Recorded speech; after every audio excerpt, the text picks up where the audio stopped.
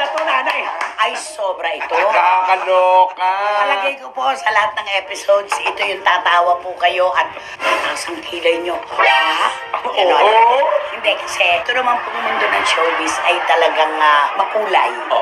Kahit naman nung pang sinauna, wala pa nga lang social media noon. Correct. Pero ngayon po, na nasa mundo na po tayo talaga ng social media, ang dami-dami na po naglalabasan ng mga kwento. Minsan lumalabas bilang blind item. At kung minsan nga po, pinapangalanan na eh. Totoo. So alam po namin na hahamunin nyo kami tungkol sa mga male personalities na pinagdududahan po o questionable ang kanilang gender. Ilalahad po namin sa inyo mga pangalan at kami na rin po ang magbibigay ng paliwanag kung bakit.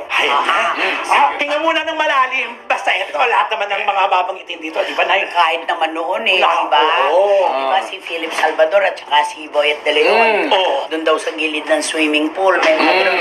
Pero hindi naman totoo. Okay. So sa ngayong panahon po, ang mga talagang maiinit na pangalan na laging kinu-question kung ano ba talaga ang kanilang kasarian, uunahin ko na, Piolo Pascual. Wow, nasa number 1. Ay, oo nga.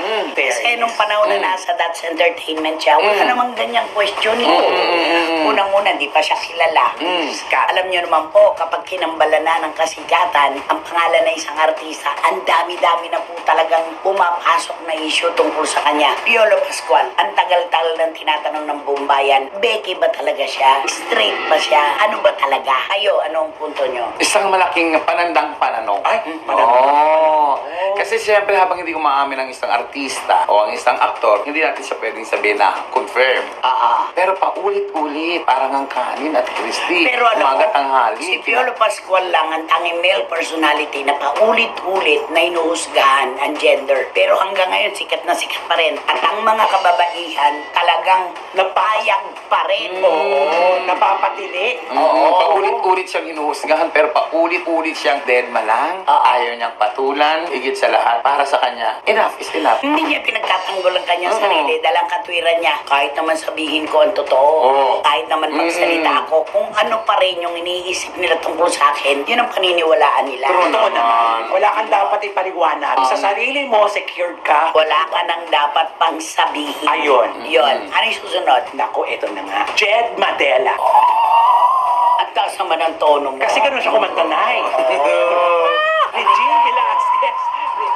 Bilitero. Bilitero naman kasi. Pero bakit si Jed Madela lagi ding napabalita na questionable? Yun din nakakapagtataka sa kanya, no? Kasi Ayaw siyang bitiwan. Oo, unang-una kasi ang mga kinakanta niya dati nung di pa siya sikat, yung mga kanta naman talaga ng mga pambabae. Kaya nga biritero siya. Oo, dati biritera lang. Ngayon, naging biritero kasi dahil sa kanya. Ang nakapagtataka, bakit talaga hindi matanggal-tanggal? Parang andino na kung saan siya pumunta. Meron siyang kasunod na ganun. Tono. Tapos pag nagchichismisan pa yung mga Boogie Wonderland. Di ba? May Parang isang kasama sa mga... Oo, lagi siyang starring sa mga kwento. Siya bumibida. Meron siyang entry lagi. Kasama sa 5 prettiest. Ay, my pretty lips. Hindi mo naman po pwedeng sabihin na pretty si Jed dahil ang Shubaelia naman niya, di ba? Sure ba? Okay, Shuba. sino pa? Next, Eric Santos. Ay, totoo pa? Wala pa akong kinukumpirma. Hindi ba na-link sila ni Angeline Quinto?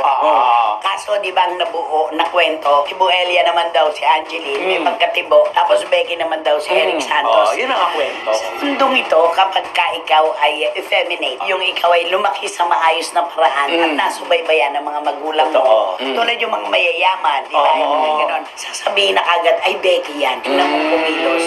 Eh samantalang, oo, malamya, pero effeminate lang, hindi po pwedeng sabihin na Becky. Correct. At saka idolo ko yan. Decente Galing-galing lang. mo. O, mga dissenting tao.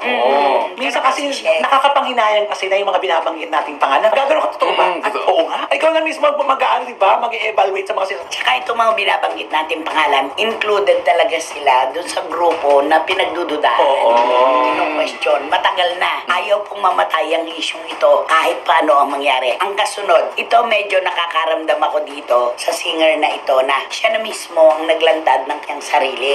Si Mark Bautista, Ay, saludo ako sa kanya. oo, Gumawa pa ng libro. Saludo ako dyan. Nabasa ko mula sa una hanggang huling pahina ang kanyang libro. At nandoon yung kanyang pag-amin. Na-attract siya talaga sa kapwa lalaki. Di ba may revelasyon doon? Oo, si Mark nga yung sinasabi na naging dahilan kung bakit nag-break si Piolo at si Casey. Di ba? Pero sino ba naman ang nandun? Tayo bang tatlo nasa likod ng pintuan? Wala tayong alam. Oo. Wala, lalo naman ako. Ang kwento, may nakalimutan daw si Casey nung umalis doon sa unit ni Piolo. Oo. Pagpasok daw niya, nakakita siya, apat na paa. Apat na paa. Na Baka naman lalaki. kabayo. Apat ang pa. Hindi, apat nakahiga sa kama, apat ang paa. Pwede naman ihiga Tapos, yun. ayon sa kwento pa rin, nung makuha na ni Casey, yung nakalimutan niya, patakbo na siyang umalis dahil hindi niya kayang matake. Kaya nagpa-interview pa naman kasi Casey ng kahagu-hagulgol. Nakahabang intro. Hindi nagsalita si Mark doon. Oo. Never siya nagsalita doon Kahit sa... naman si Piolo, hindi. Hindi rin nagsalita. At saka si Casey, wala naman siya binanggit na pangalan at kung ano yung nakita niya, kung anong meron, at kung ano yung discovery niya. Pero nag-1+1 kagad. Ang mga tao. Oh, yun yun. Sumunod, si Christian Bautista, nung nasa ABS pa siya, question mark din yung gender niya. Nung unang paglabas-labas niya na, hindi ba? Oo. Pero napatunayan naman po natin na nagbuo siya ng pamilya. Tapos sasabihin na naman lang, si OG Diaz nga, 5 anak. Totoo naman. Hindi naman, siguraduhan pag may pamilya ka, lalaki ka. Oo, barometer nga si OG ngayon eh. Ata. Sumunod, Si Derek Monasterio. itong batang to, ayaw din tantanan nito. Napaka-borta. Bortang-borta, may mga abs. Correct. Diba? Yung pag nasa lubong sa gabi at loko ka, kaya ka patimbunin. Diba? Laki-laki ng Lalo katawan. na doon sa programa niya sa television na lumilipad-lipad pa siya, di ba? Oo. Talagang... At may sarili siyang gym set. Lahat kompleto. Saka yung mga pictorial yung Ay, ano siya? Pero bakit nga ba lagi siyang nabablind item na naninilip ng mga kasama niyang artista ng GMA7? Pagka daw magkakasama sila sa isang lugar, sinisilip para na mga haba naman ng leg ni Derek na ginaganyan daw. Talaga? Diba? Eh, bakit nagsisisilip? Baka nagko-compare notes. Pwede. Meron bang ganun? Meron na sa mga lalaki compare Oo, notes. compare notes. May mga Paano ganun. kunwari, magkatabi kayo? Oh, wow. Ay, mas malaki to. Hindi. Dahil mas malaki to, di ako yung top. Ay! Hindi ba Becky si Ayon? Ito na nga, isa pa rin niya. Hindi ba't ang dami nagsasabi, Becky rin naman si Ayon? Ewan ko ha, pero wala akong nakikita pang mga... Ikaw, kutob mo. Kasi di ba may mga picture si Ayon na yung nakaganon, naka-cross legs na ganon. Di ba? Malambot ang itsura niya. Ganun lang. Baka effeminate din kasi close siya sa nanay. At parati niya kasama si Vice. Oo. Naapektuhan ni Vice? Kahawakan na ito. Posible. Ganon. Kakalo kayo na, interesado ko doon. Diba? Idagdag na natin, Enchong D. Isa Ano pa yung, yan. ano yung pagkilatis ninyo sa pagkatao ni Enchong? Sabi, it takes one to know one eh. Correct. Yun din. Kung ano yung pagkakakilala natin sa mga una natin nabanggit, laging question. Una, wala pa siyang pinakikilala sa ating girlfriend. Meron no? Meron. Si Erich Gonzalez, Meron. si Keme Keme. Etos, Oo. charot. Oo. Tsaka meron pa yan parang isang foreigner. Na nag-break din naman Oo. guys. Another charot. Oo. Pero mas matining o mas maingay yung kwento na meron siyang isang karelasyon sa probinsya. Oo, Lagi niyang pinupuntahan, di ba? Parang may kept man. Parang Oo. ganon, di ba? Kaya yan. Well, ako. Pero sa biglang tingin, ano si Enchong sa'yo? Wapo. Sa'yo? Maganda. Ay, Okay. Kuha ko na yon. Si Marvin Agustin. isa din yan. Bakit kaya? Nagluto-lutuan na lang kasi siya ngayon, kaya hindi ko masyado siya napapansin. Ano Kutsinilyo. naman to? Luto-lutuan? Kutsinilyo. Oo, di ba? Matagal na yan eh. Sila pa ang pinagtatambal ni Jolina Magdangal.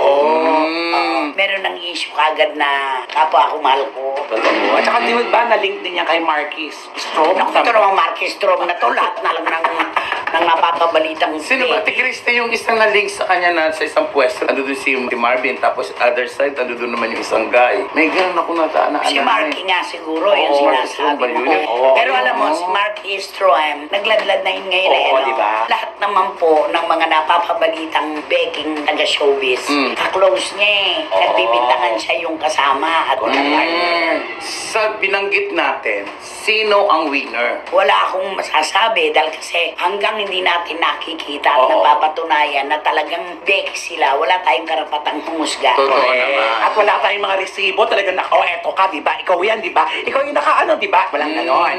Kahit pa may isa dyan ilan to, 2, 4, 6, 7, ang 8 si Marvin, na sigurado ako na talagang... Ay, sigurado ka na dyan? May sigurado ako dyan kasi hindi siya maingat. Ay. Nakikipagrelasyon kasi siya pag nagpapadala siya ng love note. Nandun yung pangalan niya nakasulat. Mano man lang tanggalin na lang, mag-bond paper na lang siya o kaya iCard para walang naipapakita. Yung lalaki, kita mo, mahal na mahal niya ako. Ito yung ano niya. Sana initial na lang ilalagay niya, no? Kahit nga initial, hindi pa rin siya makapagtatago Hindi, iba niya yung initial. Tapos, meron naman dalawa dyan na kapag kumukuha sa mga Boogie Wonderland, nagbibigay ng mga giveaway na ex-deal nila. Alam niyo yan. Oo. Ano Grabe yun? naman. Dalawa yan. Dalawa. May pangalan. Next. Meron akong alam dito sa binigay natin mga pangalan na may pinupuntahan na lalaki Ay. sa isang malawak na farm sa bandang Pampanga. At nakikita ng mga taga roon, yan o, yung nasa dulo na yan. Focus ka na rin. At alam ng mga taga roon na talagang may karelasyon siya doon. Actually, wala naman silang itatago sa atin eh. Inaayos lang natin ang ating mga pananalita. Oo. Pero kung pinagdududahan sila ng mga hindi nila nakikita araw-araw, tayo pa kaya na madalas. Ayun na nga. Diyan, Ate Christy, merong isa dyan na yung nanay ng ginawa niya, kaibigan ko. Nag-aaral ito, yung Graduate boyfriend. na. Siya nagpa-aral. Hindi, Ate Christy. Isa dyan. Kasi- Ang nanay nung naging jowa niya ay friend ko, na friend mo. Ay, alam ko na yan. Alam mo, gusto ko na rin sabihin yan eh. Kaya lang, sinabi ko na lang na Sabihin mo na lang. love note. Pero alam mo, alam ko rin yan eh. Oo. di ba? Tsaka ngayon, nawiwili siya na manood ng mga junior football players. Yun na. Ano siya madalas makita ngayon? Lopez Moses, siguro nakakaedad na siya. Ang gusto na nakakaedad, mas bata. Parang gano'n. Yeah. Sa mga nandyan ba, wala ka bang personal output, input? Ay, meron. Sino dyan? Naguguluhan nga ako dun eh, yung sa pangalawa sa, pangalawa dun sa, Paakyat. paakyat. Naguguluhan ako kasi diba, na blind item na rin yan na merong pinupuntahan yan sa Saan? na gabi, sa isang lugar, may sinasakay na... Pinipick up. Oo, diba? Pick up boy. Ito, oo. Alam mo, ang dami-dami pa nila. Marami pa po ang nasa listahan. Yun lang po mga pangalan na madalas na pinagdududahan ng husgado ng bayan ang ibinigay namin sa inyo. Ngayon po, yung aming mga natural lamang po yan, mga sikat sila. Kaya sila ini-involve. Correct. Opo. Sangkot sa mga ganyang kwento. Tsaka bandang huli kayo rin pumalay niyo naman, kakilala niyo pala itong mga ito, di ba? Kayo naman sa, ay hindi, di ba? Ay hindi, totoo yan. O, at least may preba na kayo na hindi. Yun na. Meron pa nga tumawag na Boogie Wonderland sa akin, itinext na pumunta ka sa room ganito, ganito ng isang 5-star hotel. Makikita ko raw doon yung isa sa nakalista rito. Meron kasama, dalawa. Oh. Threesome? Oo, hindi na raw maligaya ng isa lang ang kasama. Ay, meron daw. May ganun pala, no? Paano yun, Eddie? Di ba? Labo-labo. Three sa crowd, di ba? Hindi. Hindi na. Sino kanino matapat? Yun na lang yun. Sino matapat? Spinawin. Ganun pala yun. Ay, nako, nako. nakakaloka.